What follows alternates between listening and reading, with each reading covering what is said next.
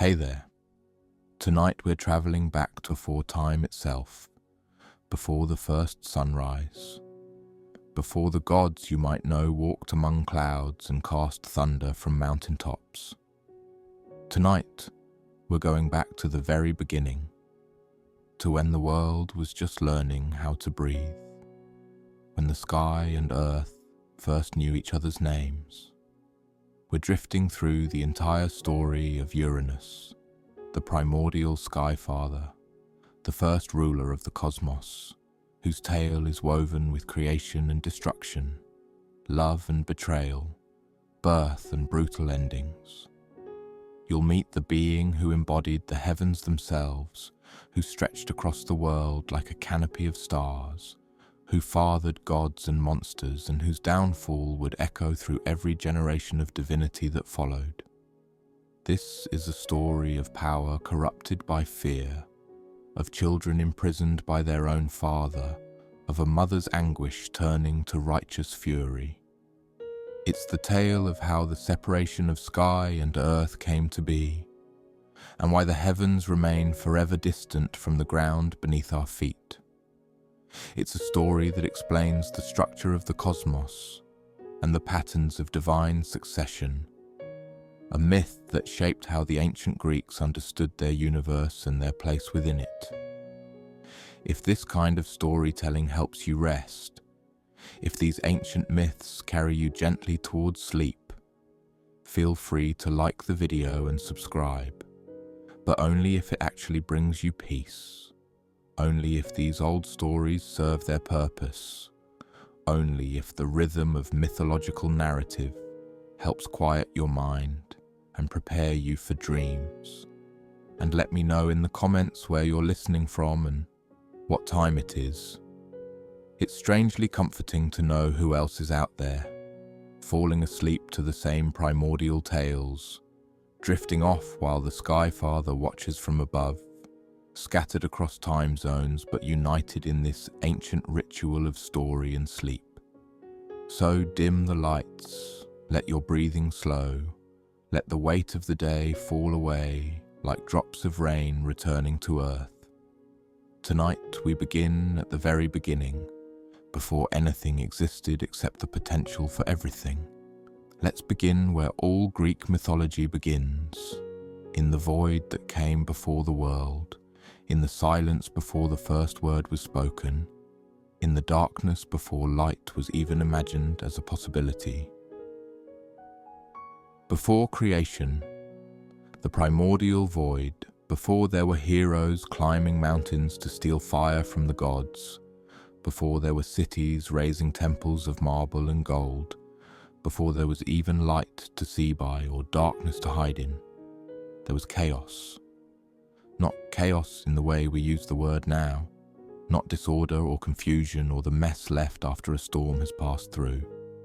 This was chaos with a capital letter. Chaos as a being. Chaos as the primordial void. The empty potential that existed before existence itself learned what it meant to exist. Imagine, if you can, absolute nothingness. Not darkness, because darkness implies the absence of light, and light didn't exist yet. Not silence, because silence suggests the absence of sound, and sound had not yet been invented. Not emptiness, because emptiness implies a space where something could be, and space itself was still just a concept waiting to be born. This was the void before all voids, the nothing that contained the possibility of everything. The ancient Greeks, when they tried to describe chaos, used the word meaning gaping void or yawning gap.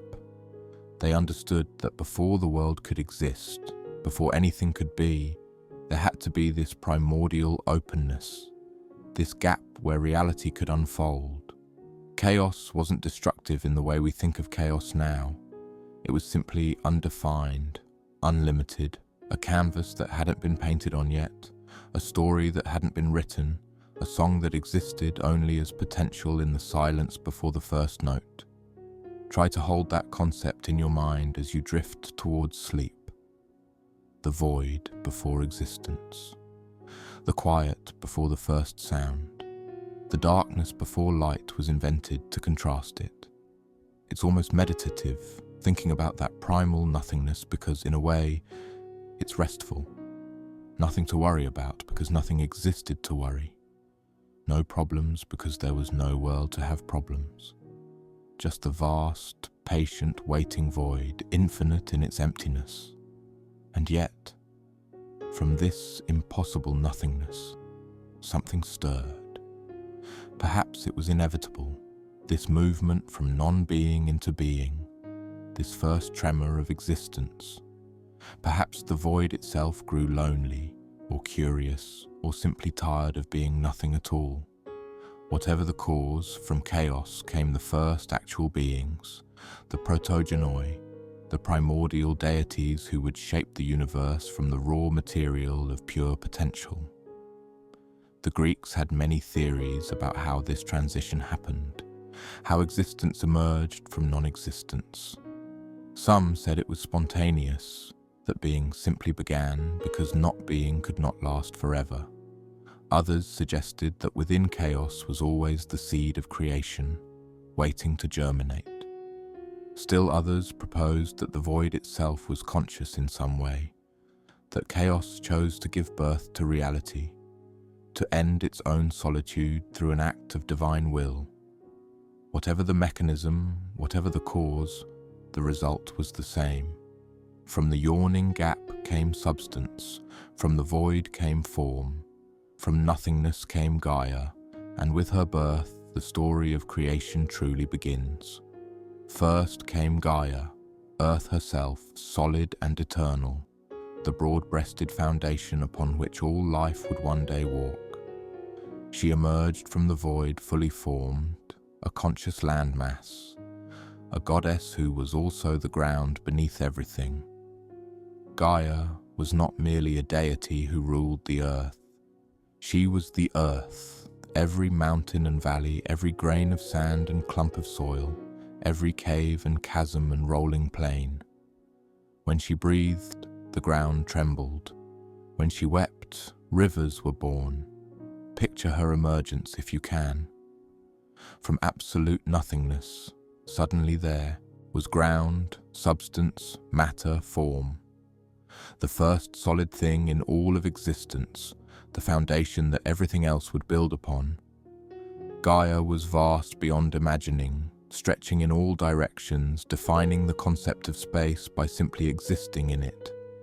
She was warm with inner fire, her heart beating with geologic rhythms, her thoughts moving at the pace of continents. Gaia possessed consciousness from the moment of her birth, awareness that spread through every particle of her being. She could feel everything that touched her surface, every movement across her skin of stone and soil. She was aware of her own vastness, her own solidity, her own fundamental existence. And in that awareness, she understood that she was alone, the only thing that was surrounded by the nothingness that had been. The ancient Greeks worshipped Gaia as the ultimate mother, the source of all life, the provider of all bounty. She was the first thing that could be touched, the first thing that could be stood upon, the first thing that was real in a concrete, undeniable way.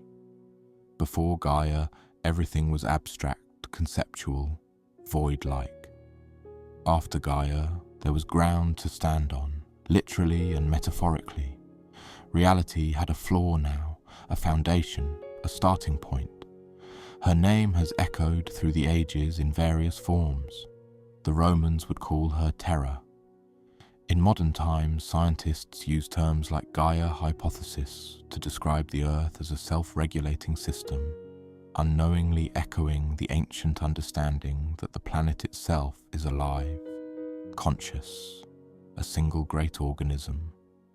The Greeks understood this intuitively. The Earth wasn't just where things lived. The Earth itself was alive, was Gaia, was goddess and ground inseparably mixed. Following Gaia came others from the primordial darkness. Tartarus emerged, a grim and shadowy depth far beneath what would become the world, more abyss than place, more concept than location. He was the pit of darkness, the lowest point, the foundation beneath the foundation. Tartarus was where things fell when they could fall no further, the ultimate prison, the deepest deep. He existed beneath Gaia, below the earth, an underworld to the underworld, a place where even light feared to travel. The Greeks described Tartarus as being as far beneath the earth as heaven was above it, an equal distance in the opposite direction. It was surrounded by triple walls of bronze, they said, and wrapped in perpetual night. It was a place of punishment and imprisonment, where the worst beings would eventually be cast, where the defeated gods would find themselves bound in chains of bronze and darkness. But in these earliest moments, Tartarus was simply depth itself, the counterbalance to Gaia's solid presence, the void beneath the ground. Then came Eros, not the chubby cherub of later art, but a raw and ancient force, the principle of attraction that would allow all future creation to proceed, the power that drew things together, that made union possible, that set the gears of creation into motion. This Eros was old beyond old, fundamental as gravity, essential as time. He was the reason things would come together instead of staying apart, the force that would drive all future generations, all partnerships, all creation through union. Without Eros, the universe might have stayed static, each being alone, nothing interacting, nothing new emerging. But Eros existed, and with his existence came the possibility of relationships, of partnerships, of things combining to create other things. He was desire itself, attraction personified, the cosmic magnetism that pulled entities toward each other.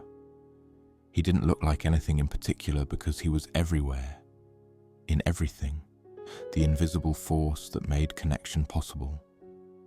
From this first wave of creation came more beings, each adding new dimensions to the emerging cosmos. Erebus, the embodiment of deep darkness, slithered forth from chaos. He was the darkness of underground places, of caves and chasms, of the world beneath the world. Where light could not penetrate, there was Erebus, silent and patient and absolute. He was not evil, just dark, the necessary shadow that would give light meaning when light eventually came to be. And with Erebus came his sister, perhaps his counterpart, Nyx. Night herself, cloaked and beautiful and terrifying in her mystery. Nyx was powerful even among the primordial deities, feared even by Zeus in later times, a goddess whose darkness could swallow the light of day as easily as breathing. She wrapped the world in shadow, brought rest and dreams, held secrets in her dark embrace. The ancient Greeks stood in awe of night, understanding that she was older than the Olympian gods, older than the Titans, as old as existence itself. Nyx was said to dwell in Tartarus, in a house near the bounds of the earth, and she would emerge each evening to spread her dark cloak across the sky, bringing night to the world. She was mother to many beings, to Hypnos, sleep personified, and to Thanatos, death itself. She gave birth to the Moirae, the Fates, who would spin out the destiny of every living thing. From Nyx came Nemesis, divine retribution, and Eris, strife and discord. She was as creative as she was powerful, birthing concepts and forces that would shape reality. And from Nyx came Hemera, day and ether, the bright upper air where the gods would one day make their home. Hemera was light returning, day breaking, the end of night's reign and the beginning of visibility, clarity, warmth. She would rise each morning, dispersing her mother's darkness, bringing light back to the world. And ether was the pure upper air, the breathable sky, the realm above the clouds where immortals would walk, distinct from the thick lower air that mortals breathed. But the most significant birth, the one that would shape all the stories to follow, the one that would set in motion the great cycles of creation and destruction, power and rebellion, was yet to come. Gaia, in her solitude, her consciousness spread across all the earth, realized she was alone. She had substance, she had form, she had presence, but she had no companion, no equal to share the vastness of existence with. And so, in an act of will that would define the cosmos for ages to come, Gaia created a companion for herself. From her own essence, from the same mysterious force that had brought her forth from chaos, she gave birth to Uranus, the sky. And with his birth the true story begins, the story of how the world came to know separation, how power learned to corrupt, how love could turn to fear, and how violence could birth beauty.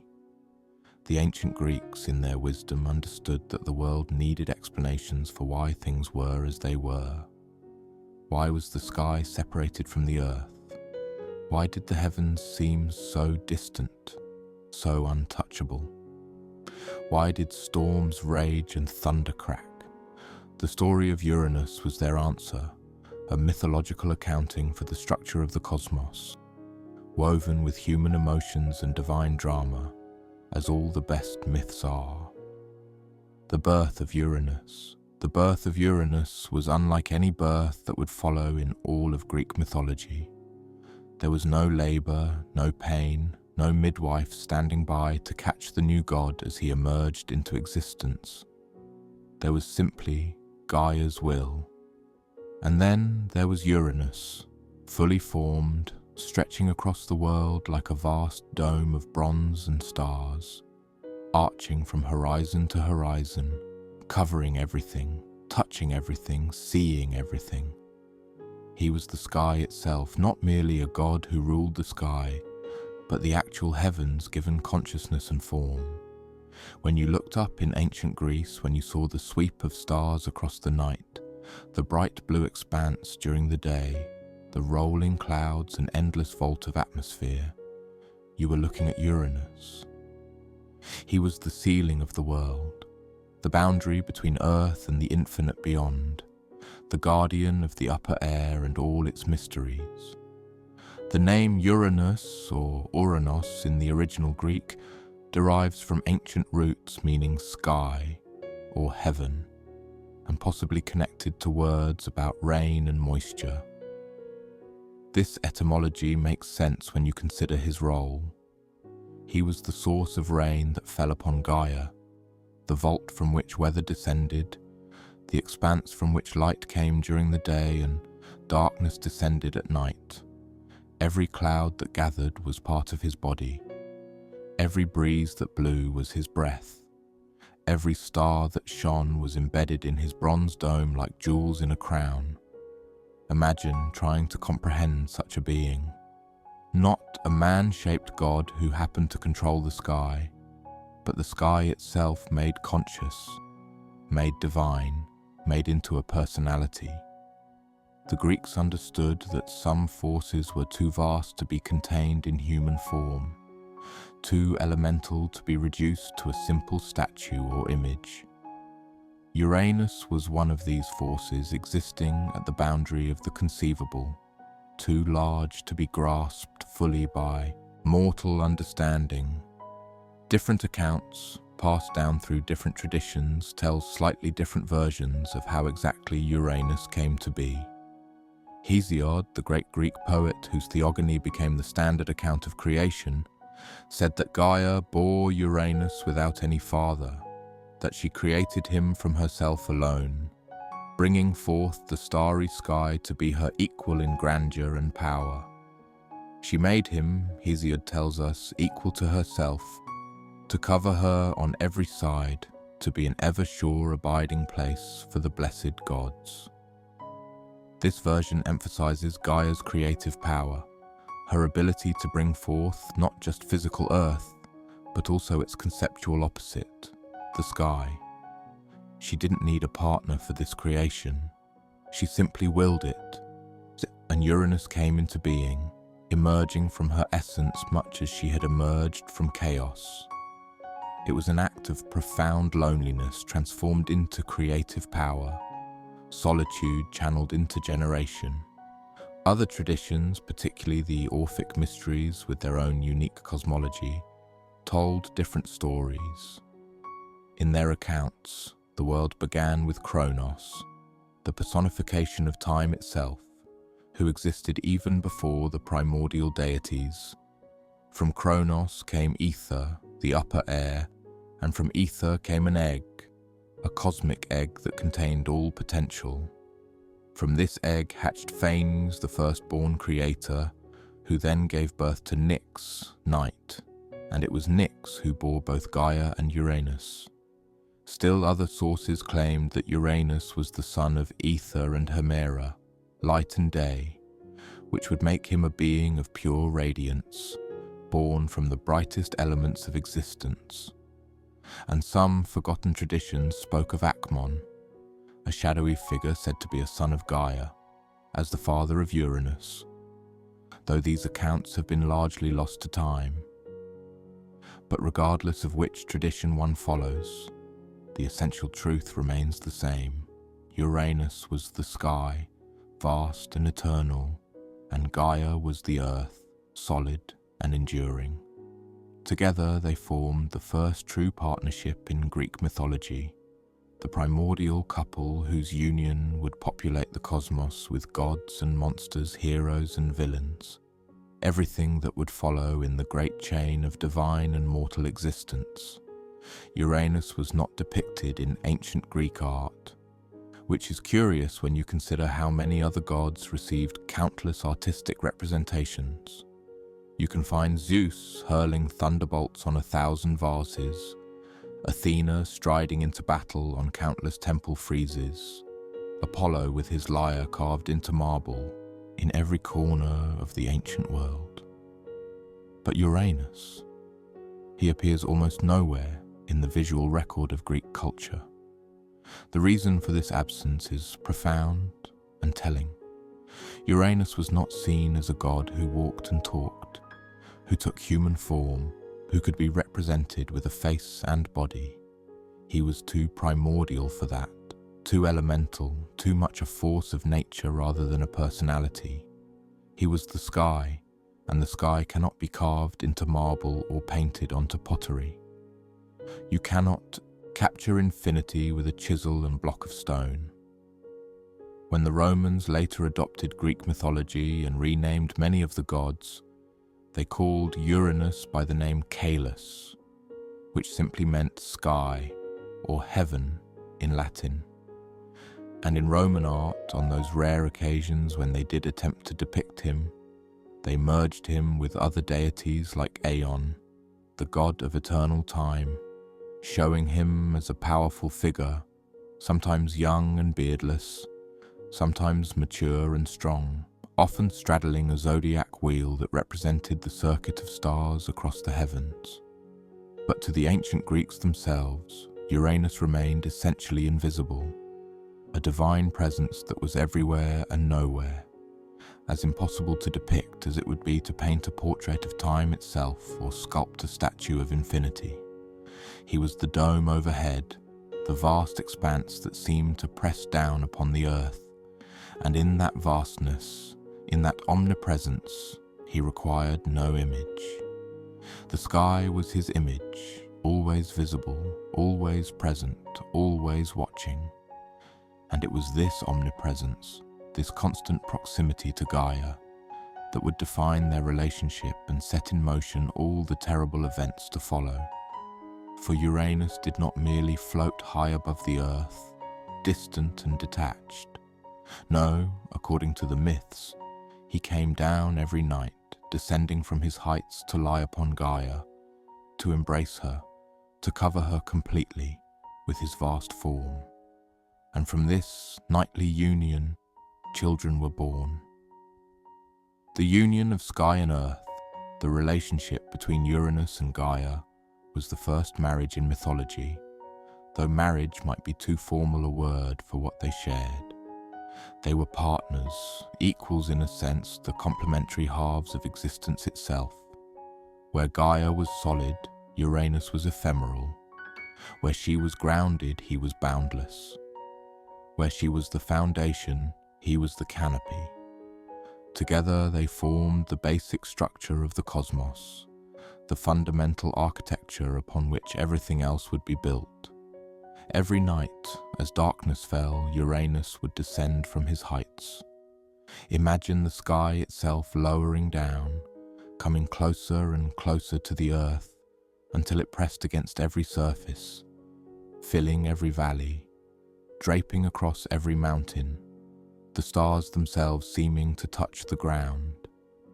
This was the nightly ritual of the primordial couple, the cosmic embrace that would produce generation after generation of divine offspring. The image of sky descending to embrace earth is found in many mythologies around the world, not just in Greece. The Egyptians had Nut, the sky goddess whose body arched over Geb, the earth god, touching him only at the extremities, hands and feet, while her star-spangled form created the heavens. The Hurrians and Hittites, whose myths show remarkable parallels to the Greek stories, had Anu the sky god and his relationship with earth. This pattern, this understanding of earth and sky as a primordial couple, speaks to something fundamental in human understanding of the cosmos. There's something beautiful in this image, this picture of the sky and earth in constant union, never truly separate, always touching, always connected. It speaks to an earlier understanding of the world, when the boundaries between elements seemed less fixed, when the heavens felt closer, more intimate, less impossibly distant than they would come to seem in later ages. The Greeks, living in a land where mountains reached up toward the sky and storms descended with fury, could imagine the sky as something almost touchable, almost reachable, certainly close enough to embrace the earth each night. But there was also something oppressive about this arrangement, something suffocating. Gaia bore the full weight of Uranus every night, his vast presence pressing down upon her, leaving no space, no breathing room, no separation. And the children born of this union, as we'll see, found themselves trapped between their parents, quite literally, unable to emerge into the light, held in darkness within their mother's womb by their father's constant pressure. This was not a relationship of equals, despite what it might have seemed at first. Uranus held the dominant position, literally and figuratively, above and over and in control. Gaia was beneath, bearing not just his weight, but the weight of their children, unable to release them, unable to let them be born into freedom because Uranus would not rise, would not give them space, would not allow them to exist independently. The metaphor is clear even across millennia. This was a relationship where one partner dominated the other, where intimacy became imprisonment, where what should have been partnership devolved into oppression. The ancient Greeks, with their keen understanding of psychology dressed in mythological clothing, were telling a story here about relationships, about power dynamics, about what happens when one partner dominates another, when intimacy becomes imprisonment, when love transforms into control. This was not the only abusive relationship in Greek mythology by any means, but it was the first, the primordial pattern that would repeat itself through generation after generation of gods. But before we get to the darkness, before we explore the paranoia and cruelty that would come to define Uranus's character, let's linger for a moment in the early days when the union of sky and earth was still productive and powerful, when it brought forth some of the most important beings in all of Greek mythology. From their nightly embraces came the first children, and what children they were. Powerful, ancient, elemental in their nature, representing the fundamental forces and substances of the world. These were not minor spirits or lesser deities. These were the Titans, and they would rule the cosmos for an entire age before the Olympian gods you know better even existed. The creation of children from this union was different from later births. There was no human-style pregnancy and delivery. These were divine births, mysterious and metaphorical, children emerging from the places where sky touched earth, from caves and chasms, from the deep places of the world. Or perhaps they were simply willed into existence, called forth from the combined power of their parents. The myths are not always clear on the mechanics, and perhaps they're not meant to be. What is clear is that with each child born, the world became more complex, more populated, more defined. The Titans would embody specific aspects of reality, each one a piece of the cosmic puzzle, each one essential to the functioning of the universe. And their births would be both a blessing and a curse, the beginning of Uranus's legacy and the seed of his eventual downfall. The first children, the Titans. The Titans were 12 in number, 6 daughters and 6 sons, and between them they represented the fundamental powers and phenomena of the world. They were not simply gods with jobs and portfolios like the Olympians who would come later. They were the things themselves, embodiments, personifications, living forces given consciousness and will. First among the males was Oceanus, who wrapped the entire world in his endless flowing form. He was not merely the god of the ocean, but the ocean itself, a great river that circled the earth at its uttermost edges, beyond which lay only mystery and darkness. Oceanus was calm and moderate, the eldest and perhaps the wisest of the Titans, a peacemaker by nature, who would later be one of the few to avoid punishment when the Titans fell from power. Then came Chaos, whose name meant query or questioning, the Titan of intellect and the axis of heaven around which the constellations revolved. He represented the cosmic pillar of the north, the point around which the stars wheeled in their nightly dance. Chaos was associated with rational thought and knowledge, though his specific myths and stories have been largely lost to time. Creus was the Titan of the constellations and celestial measurements, associated with the south celestial pillar, the companion to Chaos in holding up the heavens. His name meant ram, and he would father important gods in his own right, though like many of the Titans, his individual stories have faded from memory, overshadowed by his more famous children and the catastrophic war that would later consume his generation. Hyperion, whose name meant the High One, or he who goes above, was the Titan of light, the father of the sun, moon and dawn. He blazed bright and brilliant, a being of radiance, the source from which daylight itself would flow. With his sister Theia, he would produce Helios the sun, Selene the moon, and Eos the rosy-fingered dawn. Hyperion represented the celestial light that came before the creation of the actual celestial bodies. Iapetus, whose name is shrouded in mystery and possibly predates Greek language itself, was the Titan of mortality and the West, pillar of heaven. He would father Prometheus, the clever Titan who loved mankind, and Atlas, who would hold up the sky on his shoulders after the Titan's defeat. Iapetus represented the mortal lifespan and the West, where the sun set each day, where light died to be reborn. And finally, Cronus, the youngest of the Titan males, whose name is sometimes translated as time, though that etymology is disputed. Cronus was the most formidable of the brothers, the strongest, the cleverest, and ultimately the most ambitious. He would become the leader of the Titans, the one who would dare to challenge Uranus himself. But we'll return to Cronus later, when his moment comes. Among the females there was Theia, goddess of sight and the shining light of the clear blue sky, the mother of the sun and moon.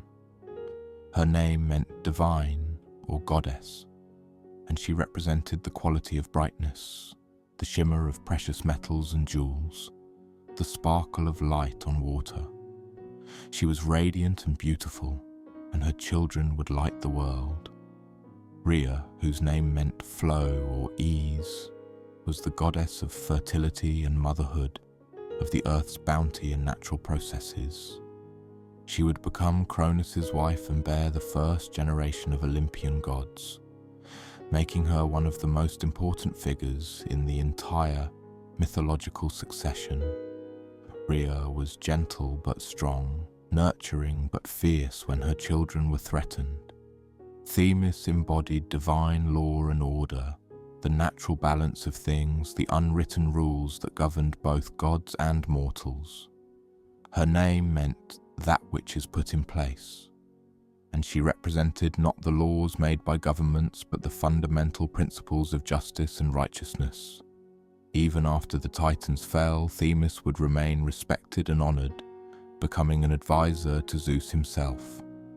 Mnemosyne was memory personified, the ability to retain the past and pass it forward to the future.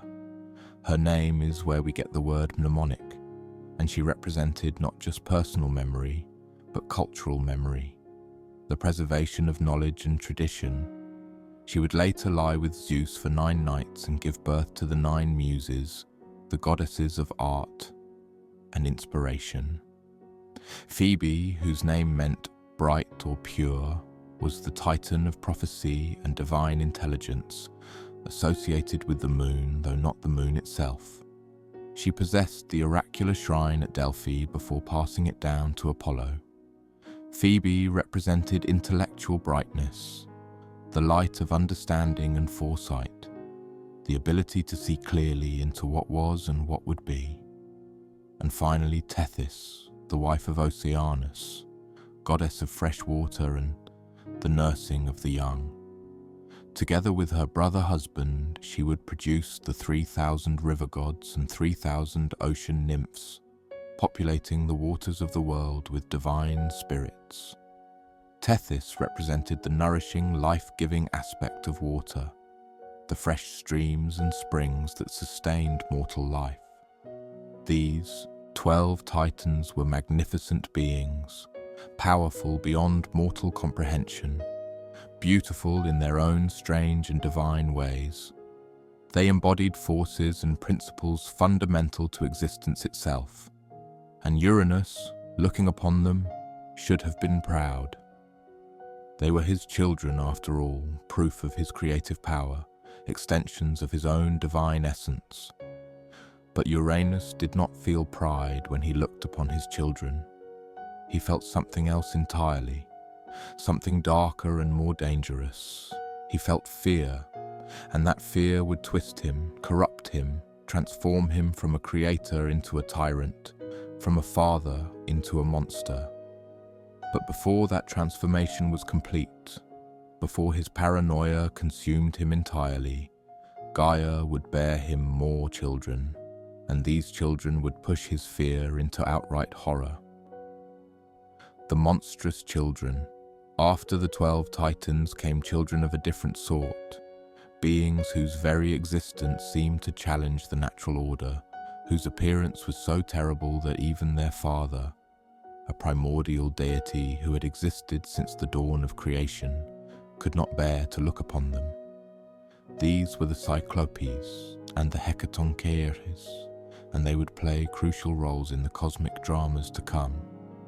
The Cyclopes numbered 3, and their names were Brontes, Steropes, and Arges, which mean thunder, lightning, and bright.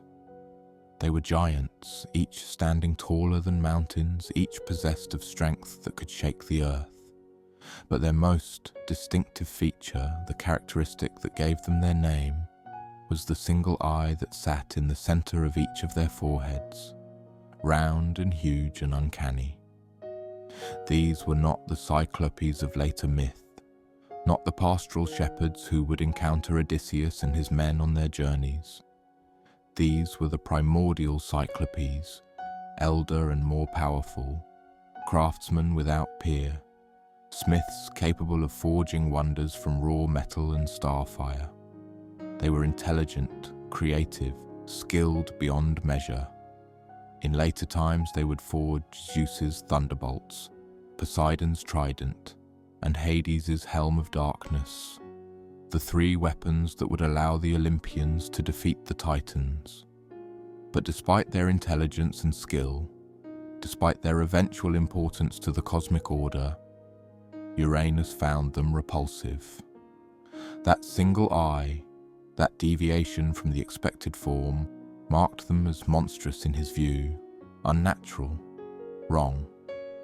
They were his children, born from his union with Gaia, carrying his divine essence, but he could not accept them.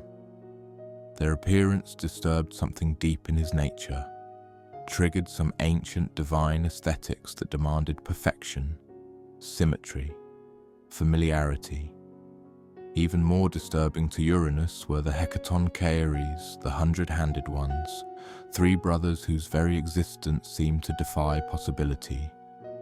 Their names were Cottus, Briareus, and Gyges, and each of them had 50 heads and 100 arms sprouting from their massive bodies. They were chaos made flesh, multiplicity personified, beings of such strange configuration that the mind struggled to comprehend them. Like the Cyclopes, the Hecatoncheires possessed enormous strength and intelligence. They were not mindless monsters, but thinking beings, capable of strategy and loyalty and all the complex emotions that even humans possess. Each of their 100 hands could wield a weapon, throw a boulder, grasp an enemy. In later myths, they would serve as jailers for the defeated Titans, guarding the gates of Tartarus with their many arms impossible to defeat or bypass. But to Uranus, they represented something intolerable, something that had to be hidden away, denied existence, erased from the face of the earth. Their strange forms, their impossible anatomies, their chaotic multiplicity, all of it struck at something fundamental in Uranus's nature. He was the sky, ordered and vast and singular. He was the dome overhead, the same from every angle, predictable, consistent. His children's strangeness was an affront to his sense of order. The sources disagree slightly on exactly what Uranus did to these children. Some say he pushed them back into Gaia's womb as soon as they were born, refusing to let them emerge into the world. Others say he cast them deep into Tartarus, the pit of darkness far beneath the earth, imprisoning them in eternal night. The truth might be that these descriptions mean the same thing, that the caves and depths of the earth, Gaia's deepest places, were understood to be Tartarus itself. What's clear is that Uranus refused to let these children live freely in the world.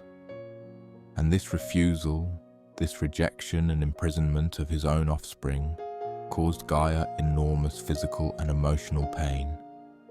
Imagine being filled with children who could not be born, or having your children torn from you and cast into darkness the moment they emerged. Imagine the pressure, the constant ache, the grief and rage building with each rejection. Gaia had created Uranus to be her companion, her equal, her partner in populating the cosmos. Instead, she found herself victim to his cruelty, her body used as a prison for her own children, her love and creative power turned against her. The relationship that had begun with such promise, the primordial partnership that should have been harmonious and balanced, had become a nightmare of control and pain. And yet, Uranus was not satisfied with merely imprisoning the Cyclopes and Hecatoncheires. His paranoia, once awakened, could not be quieted. He began to look at all his children with suspicion, began to see potential threats everywhere he looked. Even the beautiful Titans, his first and most glorious offspring, began to seem dangerous to him. After all, they were powerful. They were divine. They carried his essence and Gaia's. What if they decided to challenge him? What if they grew ambitious? What if they wanted to rule in his place? This is the great tragedy at the heart of Uranus's story. He had everything, created from nothing. He ruled the cosmos, he had a partner and children who embodied fundamental forces of nature. He should have been satisfied, complete, content with his role as the father of gods. But fear is a poison that destroys from within, and once it took root in Uranus's heart, it grew and spread until it consumed everything else. The descent into tyranny, fear, is a strange thing in mythology. In human psychology, we understand it as a response to danger, an adaptive emotion that helps us survive. But in gods, fear in the divine takes on different dimensions, becomes something more cosmic and absolute. When a god fears, the whole world trembles. When a primordial deity like Uranus feels paranoia take root, the very structure of reality begins to strain. Uranus's fear was not baseless, at least not entirely. There was a prophecy involved, as there so often is in Greek mythology. The sources don't always agree on exactly when Uranus heard this prophecy or from whom it came, but the content was clear and terrible. One of his own children would rise up and overthrow him, cast him down from his position as ruler of the cosmos, just as he had supplanted chaos before him. In mythology, prophecies are peculiar things. They don't cause events exactly, but they seem to make them inevitable. A prophecy is revealed, the person hearing it takes action to prevent it, and in taking that action, they ensure that the prophecy comes true. It's a tragic pattern that repeats through Greek myth, from Uranus to Cronus to Laius, father of Oedipus. The act of trying to avoid fate becomes the mechanism by which fate is fulfilled. Uranus, hearing this prophecy, could have chosen wisdom. He could have been a good father, could have earned his children's love and loyalty, could have ruled with justice and kindness. If he had done so, perhaps they would never have thought to rebel. Perhaps the prophecy would have found some other way to fulfill itself, or perhaps it would have faded into irrelevance, one of those warnings that loses its power when properly heeded. But Uranus did not choose wisdom, he chose fear, and fear, acting through a being of infinite power, became tyranny. The Titans, those first 12 magnificent children, found themselves increasingly constrained by their father's paranoia. Uranus would not let them rise too high, would not allow them to exercise their full powers, would not permit them the freedom to explore and express their divine natures. He kept them close, kept them watched, kept them always beneath him in the cosmic hierarchy, not through natural superiority, but through enforced submission. For the Titans, this was frustrating, but perhaps bearable. They were allowed to exist, at least, allowed to move through the world, allowed to exercise some portion of their powers.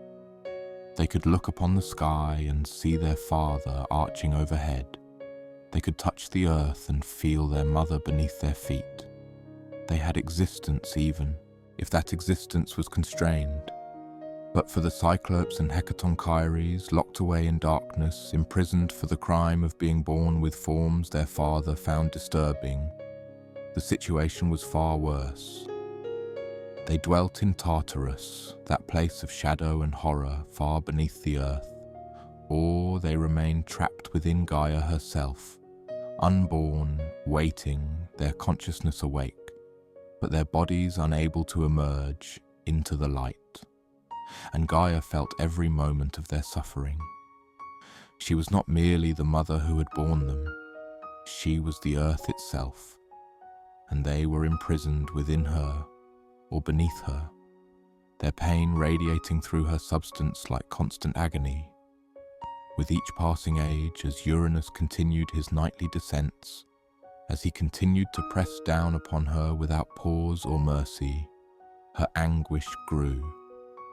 The Greeks, in telling this story, were exploring deep truths about power and its corrupting influence. Uranus had begun as a creator, as the father of gods, as the partner of Gaia in populating the cosmos. But power, once gained, can become something to protect rather than something to use well. The fear of losing power can become more important than the reason you sought power in the first place. Uranus's descents upon Gaia took on a different quality as his tyranny deepened. Where once there might have been affection, or at least mutual respect, now there was only domination. He came to her every night, not as a partner but as a conqueror, using his body to keep their children imprisoned, using his weight to ensure nothing could emerge from Gaia without his permission. The cosmos itself seemed to darken under Uranus's rule. The early days of creation, when everything was new and full of potential, when each day brought fresh wonders, gave way to an age of stagnation. Nothing could change. Nothing could grow. The titans were kept in check. The monstrous children were hidden away. The sky pressed down upon the earth in an eternal embrace that had become imprisonment. But pressure, when applied long enough, eventually creates cracks. Suffering, when endured beyond a certain point, transforms into resolve. And Gaia, who had borne children from her own substance, who had created Uranus himself, who was the very foundation of existence, would not remain passive forever. In the darkness of Tartarus, in the depths of the earth, in the hidden places where Uranus's attention did not reach, Gaia began to plan. She could not rebel openly against her son-husband. She could not physically overpower him, could not simply cast him away from her. The sky cannot be pushed aside by the earth any more than the earth can rise up to replace the heavens. But Gaia was clever, as the earth has always been clever, patient and subtle in ways that the sky could never be. And she knew that the key to defeating Uranus would not be her own power, vast though it was. The key would be her children, the Titans, who combined her earthly strength with Uranus's celestial power, who carried in their divine blood the potential to challenge their father's dominance. She would turn to her children for help. And one of them, the youngest, the strongest, the most cunning and patient, would answer her call. Gaia's rebellion. There are moments in mythology when the entire cosmos seems to hold its breath, when the weight of what's about to happen presses down on reality like a physical force. Gaia's decision to rebel against Uranus was one of those moments, a turning point where the primordial age would end and something new, something darker but also freer, would begin. In the depths of the earth, in the secret places where even Uranus could not see, Gaia began to craft a weapon. She had given birth to mountains and seas, had created the sky itself, had brought forth gods from her own essence. Now she would create something different, something designed not to nurture but to harm, not to join but to sever. She would forge the first weapon ever made, and it would be used for the first act of violence in the divine family. The material she chose was adamant, a substance described in the myths as incredibly hard, unbreakable, eternal. Some sources say it was a kind of diamond, the hardest natural substance, the stone that could cut through anything else. Others describe it as a divine metal, grey and gleaming, harder than any earthly substance. Perhaps it was both or neither, or something that has no equivalent in our material world. A mythological substance as eternal and indestructible as the gods themselves. From this adamant, Gaia fashioned a sickle, a great curved blade attached to a handle, the tool that farmers would later use to harvest grain, but here given a darker purpose. The shape was important, that crescent curve that could hook and catch and cut in a single motion. This was not a sword for stabbing or an axe for chopping. This was a tool designed for a very specific task, for severing something that needed to be severed, for separating what had been joined. When the weapon was complete, Gaia gathered her children, the Titans, and presented them with her plan. She told them of their imprisoned siblings, the Cyclopes and Hecatoncheires still trapped in darkness. She told them of her pain, the constant pressure of Uranus's nightly descents, the agony of children unable to be born, the tyranny that kept them all constrained. She told them that Uranus had to be stopped, had to be removed from power, had to be made to pay for his crimes against his own offspring. And then she held up the sickle, gleaming and terrible, and asked which of her sons would wield it. The request hung in the air like a dark cloud. What Gaia was asking was not simple rebellion, it was patricide, the killing of a father by his child, the violation of the most fundamental bond that could exist. Yes, Uranus was a tyrant. Yes, he had imprisoned his children and caused their mother terrible suffering. But he was still their father, still the source of their divine power, still the sky that arched above them every day and night. One by one, the elder Titans refused. Oceanus, moderate and peace-loving, wanted no part of violence against his father. Hyperion, the bright one, could not imagine raising a weapon against the sky. Coeus and Crius, Iapetus, who would later father Prometheus, all of them backed away from Gaia's request, unwilling or unable to take this terrible step. But the youngest Titan did not refuse. Cronus, whose name has echoed through mythology for thousands of years as a symbol of time and terrible fate, stepped forward and took the sickle from his mother's hand. Cronus steps forward. Cronus was not like his brothers, where Oceanus was calm and Hyperion bright, where Coeus was thoughtful and Crius steady. Cronus possessed a quality that made him both great and terrible, a combination of intelligence, strength, ambition and patience that would serve him well in the ages to come and ultimately destroy him in the end. His name, while sometimes associated with time, Chronos, more likely comes from an older root meaning to cut or to separate, which given what he was about to do seems grimly appropriate. He was the harvest titan in some interpretations, associated with the golden age of abundance that would follow Uranus's fall, but also with the scythe that cuts down what has grown too high.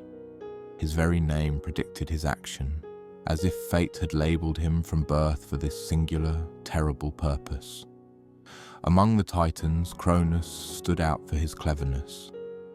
He could see patterns others missed, could think several steps ahead, could wait while others acted impulsively.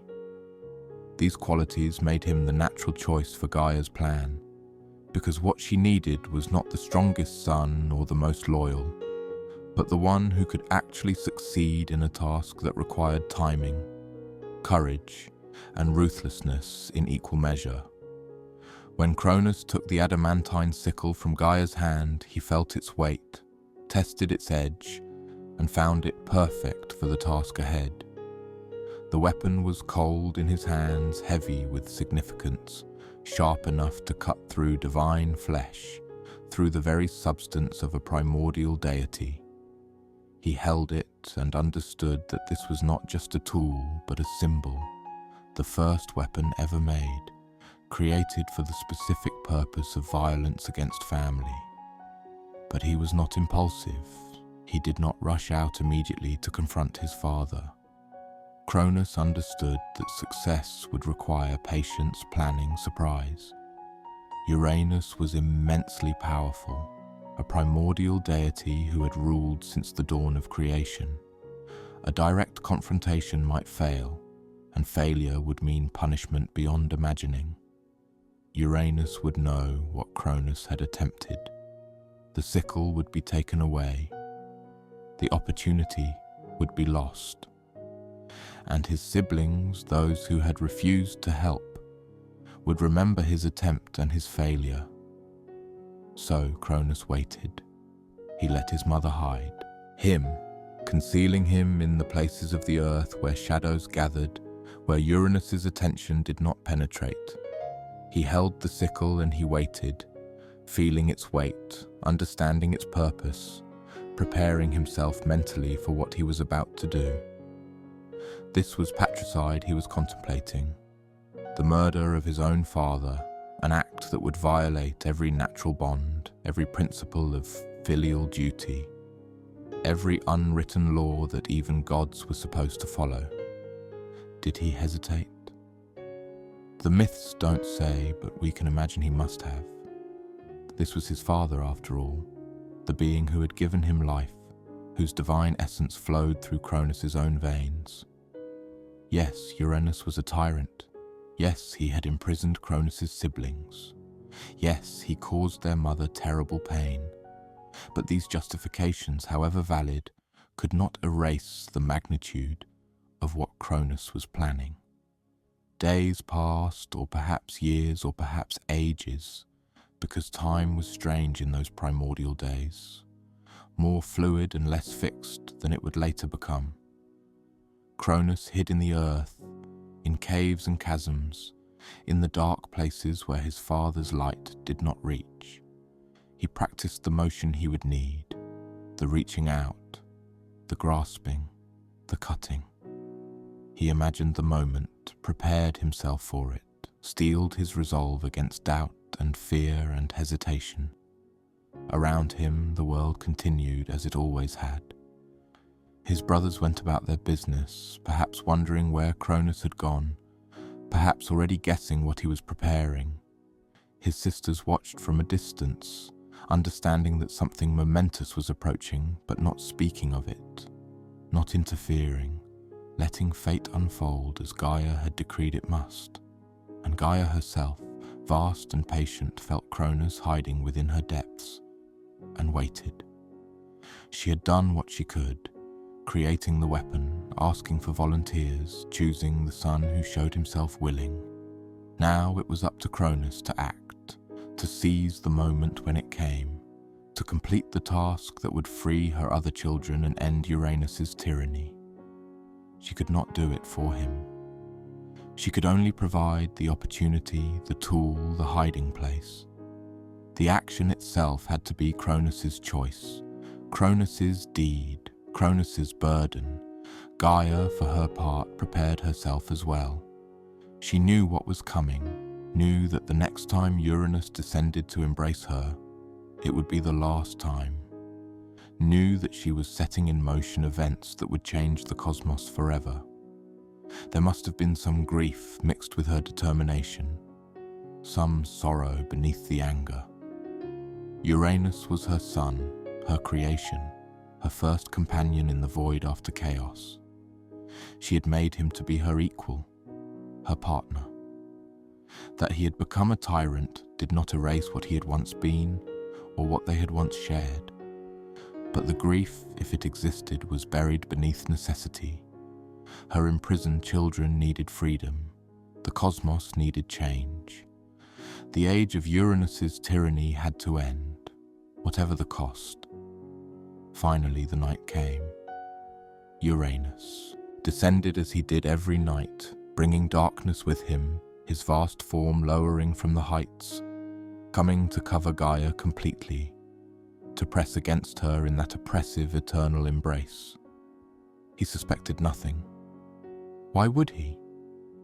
This was the pattern of ages, repeated endlessly, unchanging. He had no reason to think this night would be different from any other, but as he lowered himself, as he began to spread across the earth, Cronus emerged from hiding, The youngest Titan rose from the shadows where Gaia had concealed him, the adamantine sickle gripped firmly in his hand, his divine face set with determination and perhaps a flicker of fear. This was his father he was about to attack, the sky itself, a primordial power who had existed since the beginning of time. Some versions of the story say that the other Titans helped, that Hyperion, Creus, Coeus, and Iapetus stood at the four corners of the earth, seizing Uranus and holding him in place while Cronus did the terrible deed.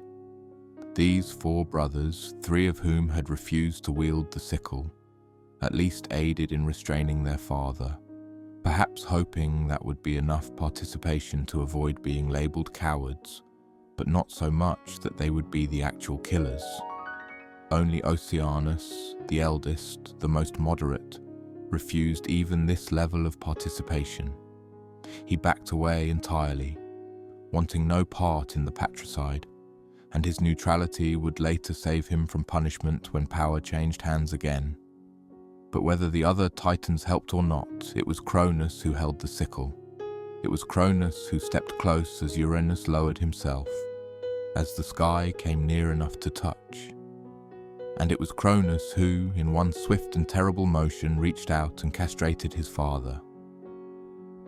The castration, the cosmic severance, the moment of the castration was a moment of cosmic significance, literally and symbolically. The sky and earth, which had been joined in nightly embrace since the beginning of creation, was suddenly and violently separated. The union that had produced the gods was ended in blood and pain.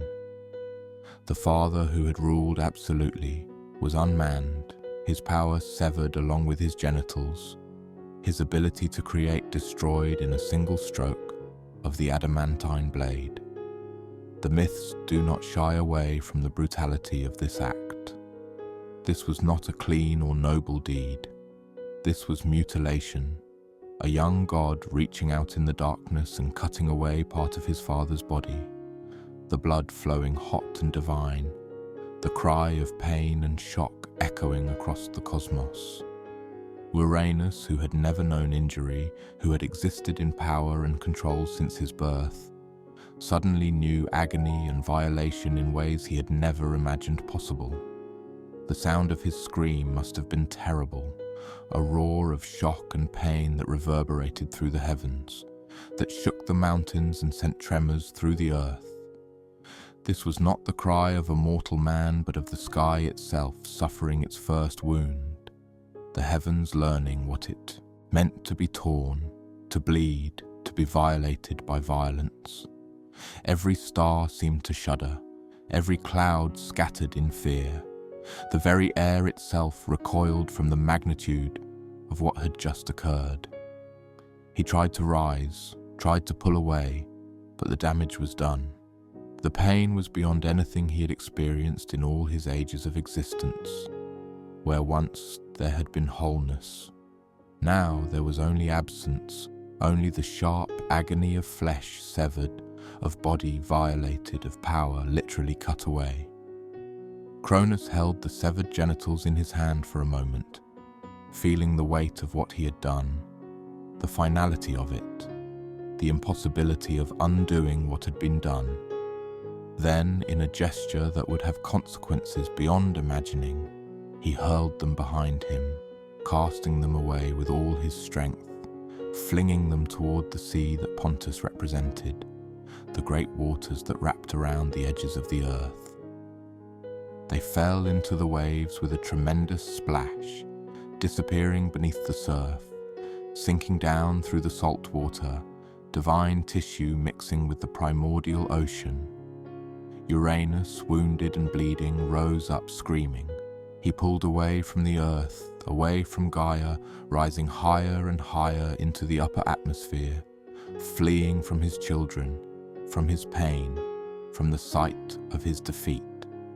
And as he rose, he screamed curses down upon them, his voice like thunder, his words like lightning, prophesying doom and repetition, warning Cronus that he too would be overthrown by his own children, that the cycle of violence he had begun would continue, that no tyrant would rule forever, that the pattern was set now and could not be broken. "You have done this to me, but it will be done to you," he cried out, his voice carrying across the cosmos. "My blood is your blood. My fate will be your fate. The wheel turns, Cronus, the wheel always turns. And you, who have taken my power through violence, will lose your power through violence in turn. Your children will rise against you as you have risen against me. Your reign will end in pain as mine has ended. And you will understand then, too late, that there is no escaping what you have set in motion this night. The blood that fell from Uranus as he rose was divine ichor, the fluid that flowed in the veins of gods, golden and powerful and creative even in violence. It was not like mortal blood, which simply spills and soaks into the earth and is gone.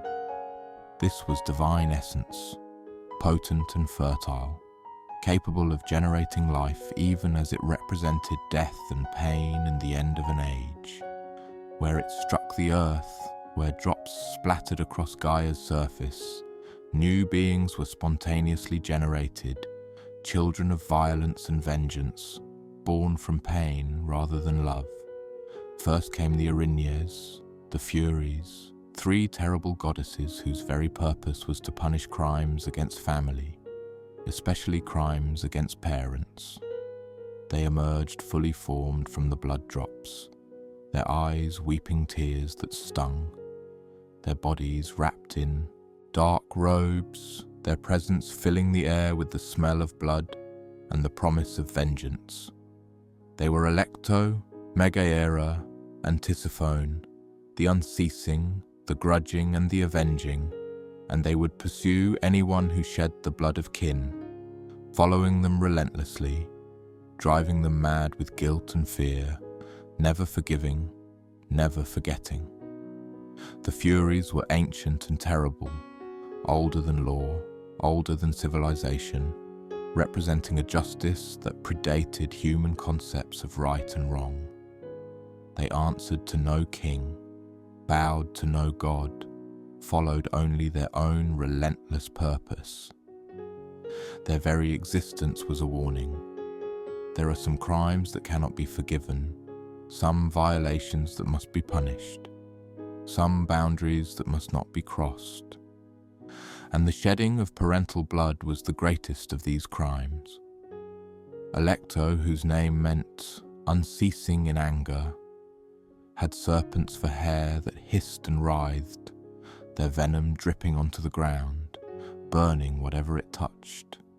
Her eyes burned with red fire, and her voice could drive mortals to madness with its accusations.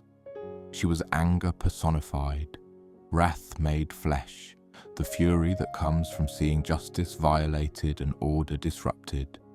Megaera, the grudging one, specialized in jealousy and envy, in the anger that comes from perceived injustice, in the rage of the wronged. She carried a whip that left wounds that never healed, marks that burned with eternal pain. Her specialty was making the guilty feel their crime, making them understand what they had done, forcing them to confront the magnitude of their violation. Tisiphone, the avenging one, was perhaps the most feared of the 3. She carried torches of burning sulfur and pursued the guilty without rest, without mercy, without pause. Where Alecto was anger and Megaera was grudge, Tisiphone was pure vengeance, retribution incarnate, the embodiment of punishment itself. She would drive her victims to suicide, to madness, to complete destruction, never stopping until justice was done. It's grimly appropriate that the first beings born from Uranus's castration were goddesses of familial vengeance, as if the universe itself was responding to the violation that had just occurred, creating divine forces to ensure such crimes would always be punished. The Furies would become some of the most feared beings in all Greek mythology, older than the Olympians, respected even by Zeus, enforcers of a moral law that predated civilization. Along with the Furies came the giants, the Gigantes, enormous beings of terrible strength and frightening aspect. They were not quite gods, but far more than mortal, born fully armed, ready for war, embodying the conflict and chaos that would characterize the ages to come. The giants were huge, towering figures with the lower bodies of serpents and the upper bodies of powerful warriors, their hair wild, their faces fierce, their presence intimidating.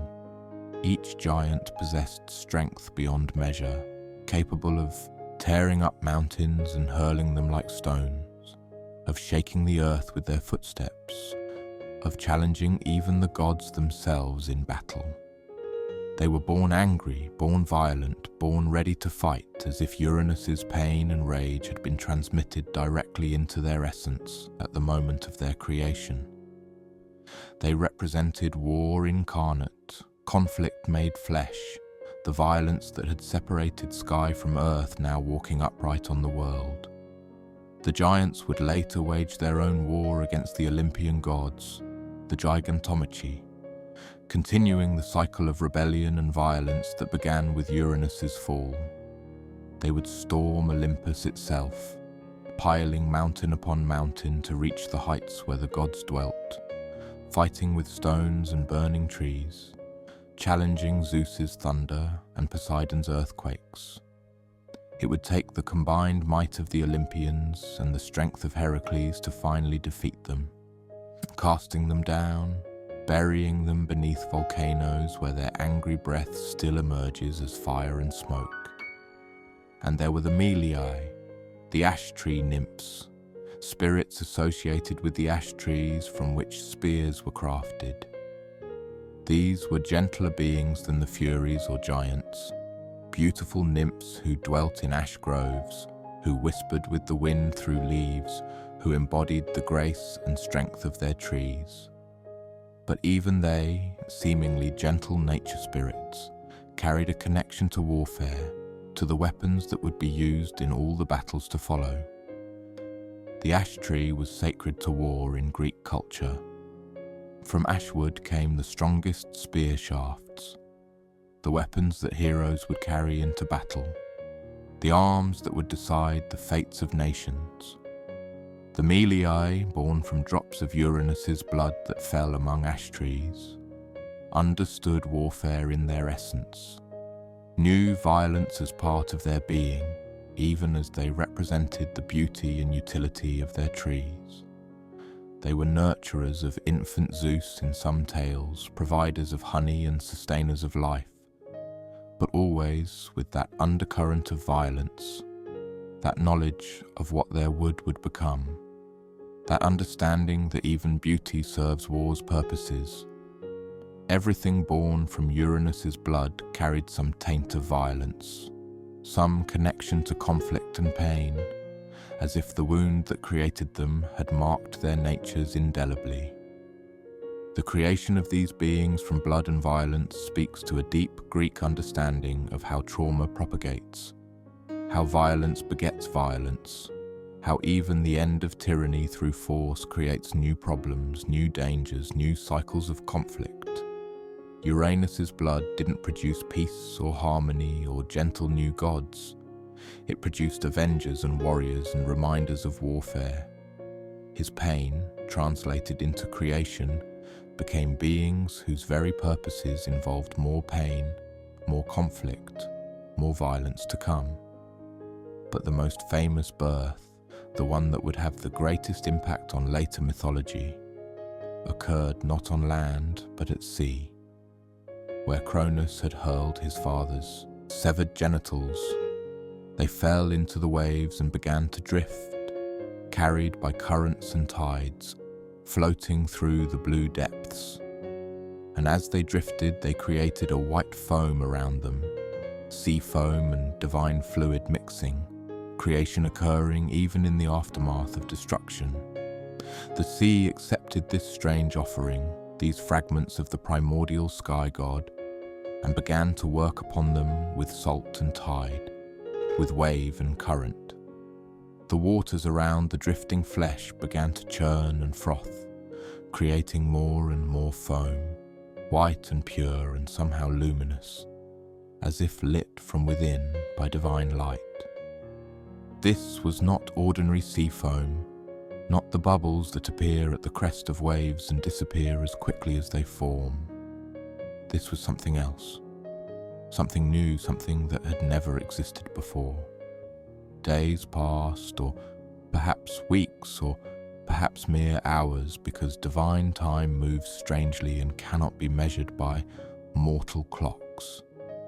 The foam gathered and grew, fed by divine essence, shaped by the mystery of creation that was happening within it. And finally, from this mixture of sea and sky, from this strange brew of salt water and divine tissue, from this impossible union of destruction and creation, emerged Aphrodite.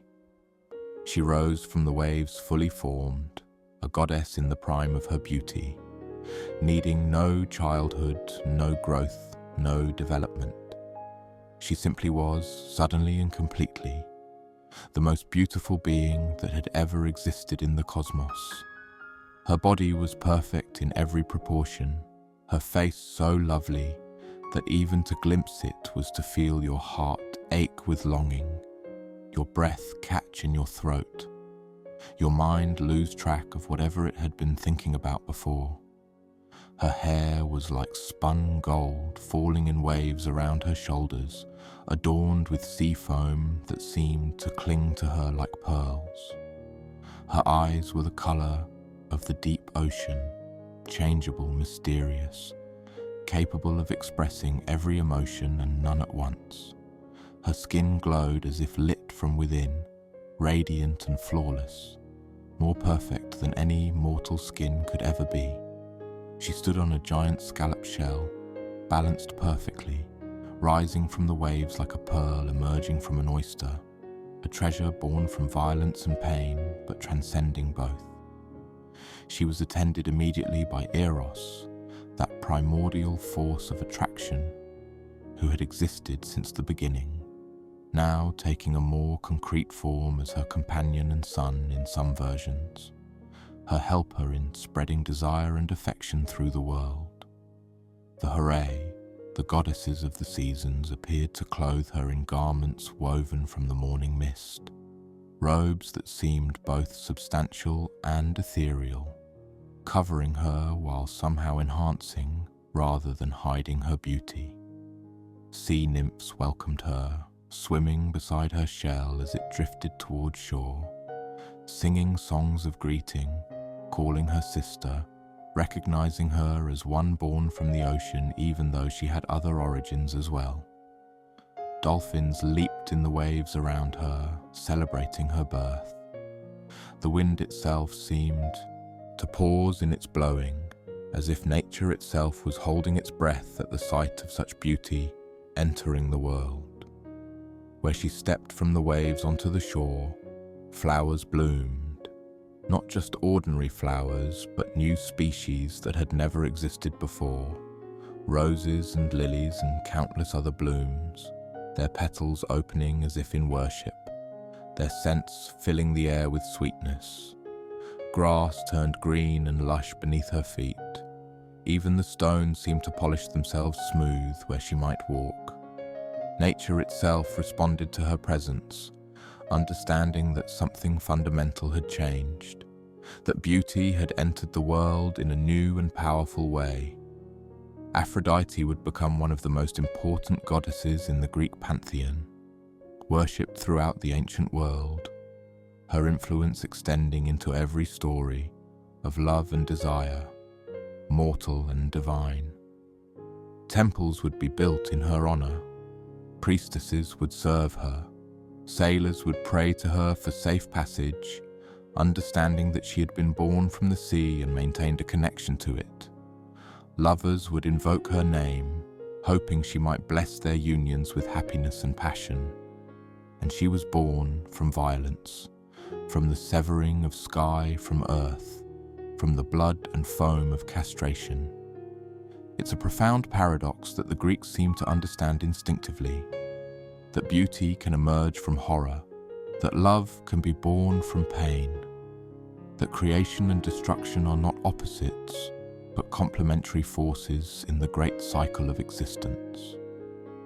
The goddess of love and beauty came into being through an act of terrible violence, suggesting that even our gentlest emotions have roots in primal conflicts, that love itself might be born from the severing of bonds, the separation of what was once joined. In Aphrodite, all the contradictions of existence seem to find their embodiment. She was beauty and danger, love and manipulation, gentleness and cruelty, fidelity and infidelity all at once. Her myths would be filled with passionate affairs and jealous rages, with blessings granted and curses inflicted, with love given freely and love used as a weapon. She was complex, contradictory, human in her emotions despite being divine in her power, perhaps because she was born not from a simple union of deities but from an act of violence that contained within it all the complexity of mortal experience. The moment of Uranus's castration marked the end of one cosmic age and the beginning of another. The sky, which had lain upon the earth since creation, was now permanently separated from it. Uranus would never again descend to embrace Gaia. The constant pressure, the nightly oppression, was ended. The sky became distant, untouchable, the dome overhead that could be seen but never reached, always present but always separate, always watching but never descending, forever held apart from the earth by the wound that Cronus's blade had inflicted. Uranus's curse and prophecy. As Uranus rose bleeding into the heights, driven away from the earth by pain and defeat, he did not go silently. His voice, which had once commanded the cosmos, which had kept his children in subjection through fear and force, rang out one last time with terrible clarity. He spoke a curse, a prophecy, a warning, and a doom, all wrapped into one declaration that would echo through the generations to come. "You, Cronus," he cried out, his voice like thunder rolling across the sky, "you who have raised your hand against your father, you who have shed the blood of the one who gave you life, you who have taken what was not yours to take, hear me now and know your fate. As you have done to me, so shall it be done to you. Your own children will rise against you. Your own offspring will cast you down. You will taste the same suffering you have given me, and you will know then that this cycle cannot be broken, that the young must always overthrow the old, that no reign lasts forever." The curse was both specific and inevitable. Uranus did not have the power to make it happen directly, not anymore. He was wounded, diminished, defeated, but prophecy in Greek mythology rarely relies on the power of the one who speaks it. Prophecy is woven into the fabric of fate itself, and once spoken, it takes on a life of its own, shaping events, drawing people toward predetermined outcomes, making itself true through the very actions taken to avoid it. Cronus heard his father's curse and felt cold dread settle into his divine heart. He had just committed the ultimate crime, had overthrown his father, had taken power through violence, and now his father was telling him that he would suffer the same fate, that his own children would rebel, that his reign would end in blood just as his father's had. Some versions of the myth say that Gaia and Uranus together delivered this prophecy, speaking in unison, the earth and sky agreeing on at least this one truth, even as they were separated forever. This detail adds extra weight to the warning, suggesting that this was not merely Uranus's spite, but a genuine glimpse into the future, a reading of the cosmic pattern that would repeat through the generations. With the curse delivered, Uranus withdrew from the affairs of the world. He did not die, because primordial deities cannot truly die, being embodiments of eternal principles rather than mortal creatures with finite lifespans. But he faded from prominence, became less active, less present in the stories. He remained the sky overhead, the vault of heaven, the ceiling of the world, but no longer as a conscious actor in divine politics, no longer as a personality with agency and will. In some sense, Uranus became what he perhaps should have been from the beginning, a force of nature rather than a person, the sky rather than the sky god, a necessary part of the cosmos but no longer its ruler. His defeat had been both his ending and his transformation, turning him from tyrant into passive, presence from oppressor into observer. But his influence did not end with his defeat. The prophecy he spoke would haunt Cronus through all his reign, shaping the new Titan King's decisions, driving him to terrible acts in an attempt to avoid the fate his father had proclaimed. The cycle of fear and violence that had characterized Uranus's rule would continue, would intensify even as Cronus became the very thing he had overthrown. And the children born from Uranus's blood, the Furies and Giants and Melie and Aphrodite, would all play their parts in the ages to come, living reminders of the violence that had separated sky from earth, evidence that creation could spring from destruction, that every ending was also a beginning. The aftermath and legacy, with Uranus defeated and withdrawn, Cronus took his place as ruler of the cosmos.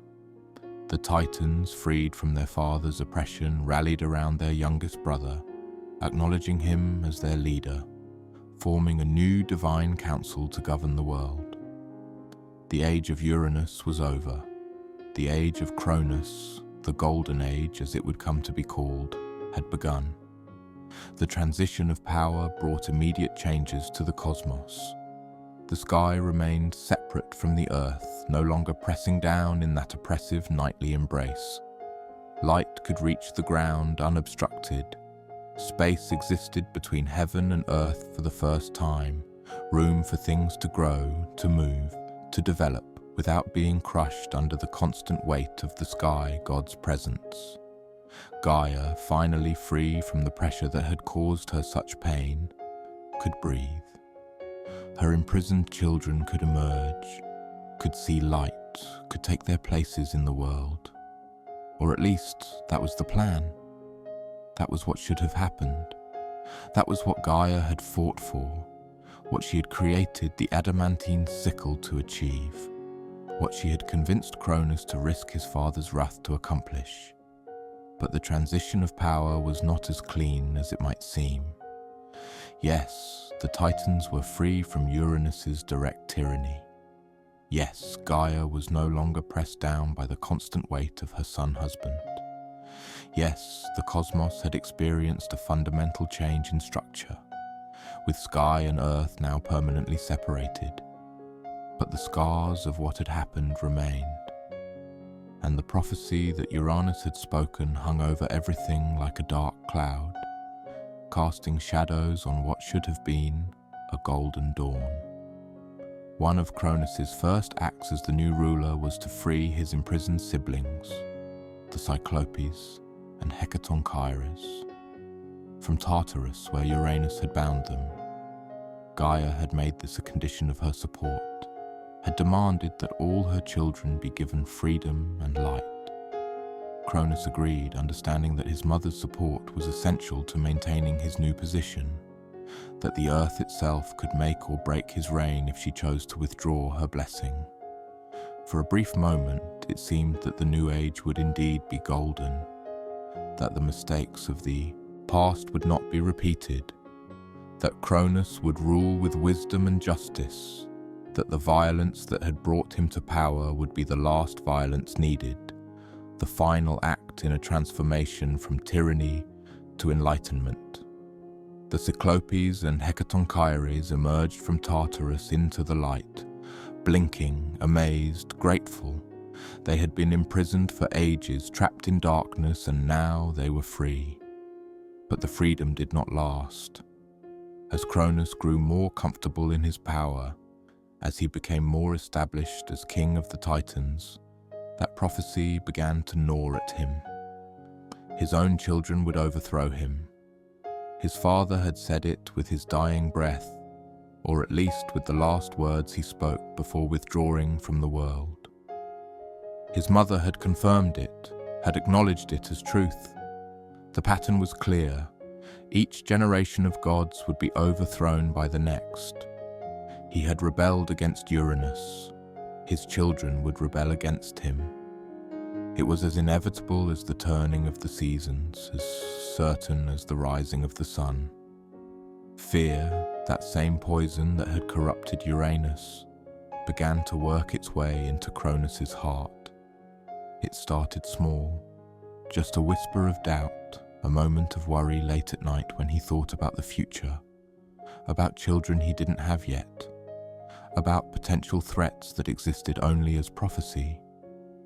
But fear, once given space to grow, spreads like weeds in a garden, choking out wisdom, strangling compassion, transforming even the best intentions into paranoid suspicion.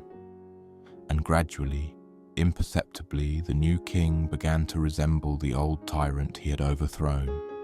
He looked at the Cyclopes and Hecatoncheires with their strange forms and dangerous powers, and he saw potential threats. He looked at his fellow Titans, powerful in their own rights, possibly ambitious, and he saw potential rivals. Every relationship became suspect. Every gesture of friendship seemed to hide an ulterior motive. Every expression of loyalty felt like a mask worn over secret rebellion.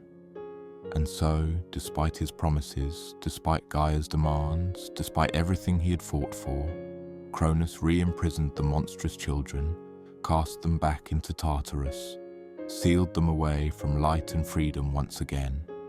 It was his first great betrayal, the first sign that the Golden Age would be tarnished by the same paranoia that had marked Uranus's reign, the first indication that the cycle of fear and oppression had not ended, but merely changed hands. Gaia was furious at this betrayal, and rightly so. She had helped Cronus overthrow Uranus specifically to free her imprisoned children, and now Cronus had put them right back where they had been, as if nothing had changed, as if the violence and pain of the castration had accomplished nothing except trading one tyrant for another. But what could she do? Cronus was now the ruler, and he had the support of the other Titans, and Gaia's power, while vast, was not infinite. She could not simply overthrow him as she had helped overthrow Uranus, at least not immediately. The pattern would have to play itself out. The prophecy would have to fulfill itself. She would have to wait for Cronus's children to grow and rebel, just as Uranus's children had grown and rebelled. History would repeat itself, because apparently no one learned from it. Cronus married his sister Rhea, the Titan goddess of fertility and motherhood, and together they began to produce children. These would be the first Olympians, the gods who would later rule from Mount Olympus, who would be worshipped throughout ancient Greece, whose stories would be told and retold for thousands of years. Hestia was born first, goddess of hearth and home, warm and nurturing and essential to every household. Then Demeter, goddess of the harvest, who would make crops grow and sustain human life. Then Hera, proud and powerful, who would become queen of the gods. Then Hades, grim and just, lord of the underworld. Then Poseidon, tempestuous and mighty, god of the seas.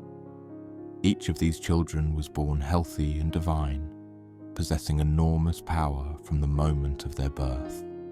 And each of them, as soon as they emerged into the world, was swallowed whole by their father. Cronus, terrified by the prophecy that one of his children would overthrow him, decided to prevent the prophecy from coming true through the simple expedient of eating his offspring. They were immortal gods, so they would not die in his belly, but they would be trapped there, unable to grow, unable to develop their powers, unable to rebel. It was a solution that reflected the same paranoid logic that had driven Uranus to imprison his children, the same fear-based tyranny dressed in slightly different clothes. Rhea suffered through this horror, watching each of her children disappear down her husband's throat, knowing they were alive inside him but unable to reach them, unable to free them. 5 children she bore, and 5 children Cronus swallowed. The grief nearly destroyed her, the helplessness and rage building with each birth, each loss. But when her 6th child was about to be born, Rhea remembered what had happened before, how Gaia had helped orchestrate Cronus's rebellion against Uranus. She went to her mother for help, and together they devised a plan. When the baby was born, Rhea wrapped a large stone in swaddling clothes and presented it to Cronus.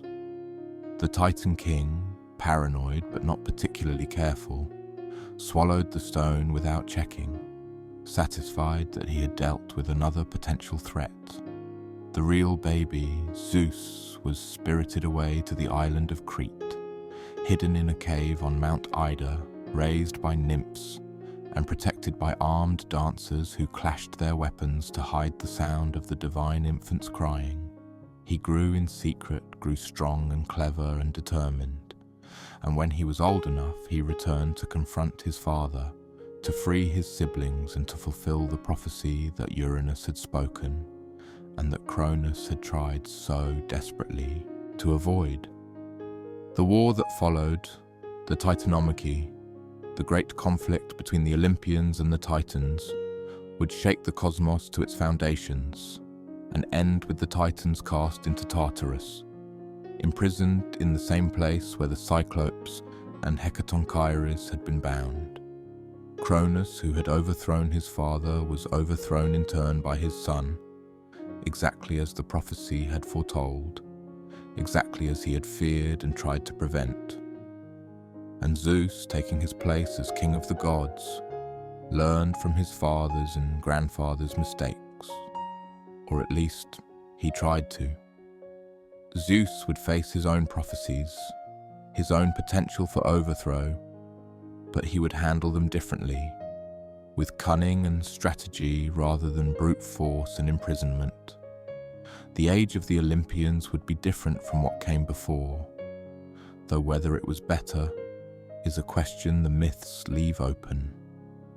Through all of this, through the rise and fall of Cronus, through the Titanomachy and the establishment of Olympus, Uranus remained what he had become after his castration, the distant sky, watching but not intervening, present but not active.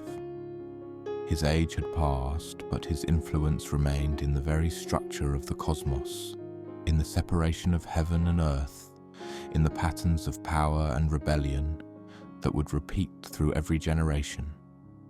The Titans, defeated and imprisoned, were consigned to Tartarus, that same dark pit where Uranus had once cast his monstrous children. The irony was not lost on the Greeks who told these stories. The wheel had come full circle. Those who had rebelled against a tyrant who imprisoned his children found themselves imprisoned in turn, condemned by their own children, the cycle continuing as Uranus had prophesied it would. But there was one Titan who received a special punishment, one whose fate would forever symbolize the weight of rebellion against the gods. Atlas, the strongest of the Titans, the general who had led their armies in the war against the Olympians, was sentenced to hold up the sky itself on his shoulders. Not the earth, as many mistakenly believe, but the sky, the very heavens, the body of Uranus himself. It's a fitting punishment in a way. Uranus, who had been separated from the earth by Cronus's blade, who could no longer press down upon Gaia with his own weight, was now held aloft by the strength of his grandson, kept separated from the earth by the very titans who had rebelled against him. Atlas stood at the edge of the world, bearing the impossible burden of the sky, his role both punishment and cosmic necessity, holding apart what violence had separated. Closing, peaceful conclusion. And so we come to the end of Uranus's story, though in truth his story never quite ends. He remains overhead even now, in myth and metaphor, the sky that watches over everything, the vast expanse that ancient Greeks looked up at and saw as divine. He is the stars wheeling through the night, the blue vault of day, the storms that gather and the clear calm that follows. His tale is one of the great creation myths, explaining how the world came to have its present form, why the sky is separate from the earth, why the heavens seem so distant and unreachable.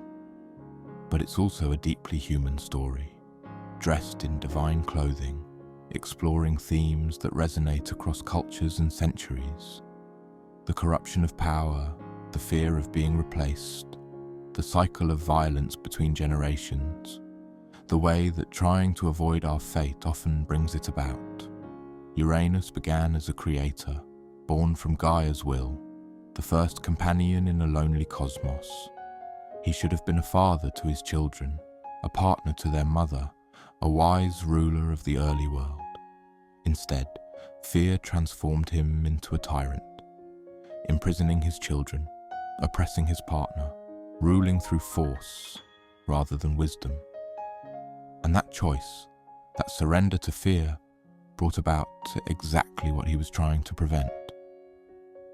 There's a lesson in that, perhaps, about self-fulfilling prophecies, about how our attempts to control the future often shape it in the very ways we're trying to avoid. Uranus's fear of being overthrown led him to actions that made his overthrow inevitable. Cronus, trying to avoid the same fate, ended up repeating the same patterns and suffering the same result. Only Zeus, learning from both their mistakes, managed to break the cycle, though not without struggles of his own. The children born from Uranus's blood remind us that creation and destruction are not opposites, but partners in the great dance of existence. The Furies, agents of vengeance, the giants, warriors of chaos, the Meliae, spirits of the ash trees that would become spears, and Aphrodite, beauty itself born from violence and pain, rising from sea foam to become the goddess of love. In Greek mythology, nothing is ever purely one thing. Even horror can give birth to wonder. As you drift off to sleep tonight, let your mind wander through the vast expanse of Uranus's sky. Imagine the primordial world when everything was new, when gods were just learning what it meant to have power, when the patterns that would define all future existence were being laid down, like the foundations of a great temple. Feel the ancient quality of these stories, myths that have been told for thousands of years, that shaped how countless generations understood their world. The sky is still there overhead, just as it was in those earliest days. The stars still wheel through the night, just as they did when Uranus first spread himself across the cosmos. And the earth beneath our feet is still the body of Gaia, ancient and enduring, the foundation that has outlasted every ruler, every age, every era of divine conflict. These old stories carry wisdom in them, truths about power and fear, about family and violence, about how the past shapes the future, and how each generation must find its own way of dealing with the burdens handed down to them. They remind us that even the gods struggled with the same problems that plague mortals, that even beings of infinite power could be corrupted by fear and paranoia. But they also remind us that change is possible, that cycles can be broken, that each generation has the opportunity to learn from the mistakes of those who came before, Zeus, for all his flaws, managed to avoid the fate of his father and grandfather, not through fear and violence, but through wisdom and strategy. The lesson is there, if we care to see it. Let these thoughts carry you gently towards sleep. Let the story of Uranus, the primordial sky father, wrap around you like the night itself, ancient and familiar, the kind of story that humans have been telling each other since we first learned to speak, trying to understand where we came from and why the world is the way it is. If you found peace in tonight's tale, if these ancient myths helped carry you toward rest, remember to like the video and subscribe to the channel. Your support helps keep these stories alive, helps ensure that we can continue to explore the rich world of mythology together, wandering through ancient tales designed to help modern minds find rest. And leave a comment letting me know where you're listening from, what time it is in your corner of the world, what brought you to tonight's story. There's something wonderfully comforting about knowing that people all over the globe are listening to the same ancient tales, finding the same peace in stories that have been bringing comfort and understanding for thousands of years. The stars overhead are the same stars that ancient Greeks saw when they first told these stories. The sky that stretches above you is the same sky that Uranus personified, vast and eternal and full of mystery. And somewhere in that eternal expanse, the myths suggest, the Sky Father still watches, distant but present, separated from the earth but forever connected to it through the children they made together, through the legacy of his reign and fall, through the stories we still tell. Sleep well, traveler. Let the ancient sky watch over you as it has watched over everything since the beginning of time. Let the stories of gods and primordial beings carry you into dreams, where myth and reality blur together, where the distant past and the present moment exist simultaneously, where the Sky Father and Earth Mother still embrace, in the way they did at the dawn of creation. Tomorrow will bring new stories, new myths, new wanderings through the vast garden of ancient wisdom. But for tonight, this tale is complete. The story of Uranus, from his birth to his fall, from creation to castration, from tyranny to eternal watching, has been told once more, kept alive for another generation, another night, another group of listeners seeking rest and understanding in equal measure. Good night, and may your dreams be peaceful, your sleep be deep, and your rest be everything you need it to be. The sky watches, the earth endures, and the stories continue, eternal as the stars themselves.